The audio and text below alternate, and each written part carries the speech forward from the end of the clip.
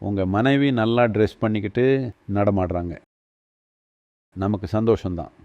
ஆனால் நீங்கள் புரிஞ்சுக்கணும், அது நடக்கிறதுக்கு காரணம் வெளியே எங்கேயோ இருக்கிற ஒரு மனிதன் தன் மனைவியை விதவையாக்க தயாராக இருக்கிறதுனால மட்டும்தான். நீங்கள் இதை புரிஞ்சுக்கணும்.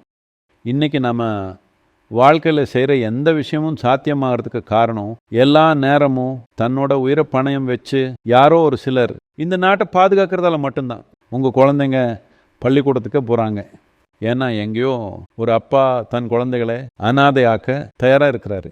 அதனால தான் உங்கள் குழந்தைங்க பள்ளிக்கூடத்துக்கு போகிறாங்க.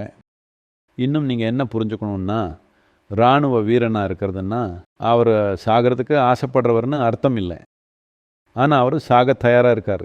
இது ரொம்ப பெரிய வித்தியாசம். யாரோ சாகணும்னு நினைக்கிறாங்கன்னா அது வேற விஷயம்.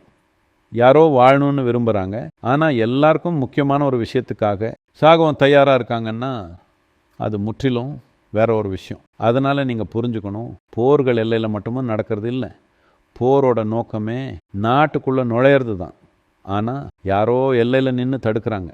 நாம் வாழ்க்கையில் செய்கிற எல்லாமே, அது வியாபாரமாக இருக்கட்டும், ஆன்மீகமாக இருக்கட்டும், சினிமாவாக இருக்கட்டும், படிப்பாக இருக்கட்டும், எதுவாக இருந்தாலும் எல்லையில் நின்றுக்கிட்டு இந்த நாட்டுக்காக அந்த வீரர்கள் உயிரை விட தயாராக இருக்கிறதுனால மட்டும்தான் அதெல்லாம் சாத்தியமாகுது.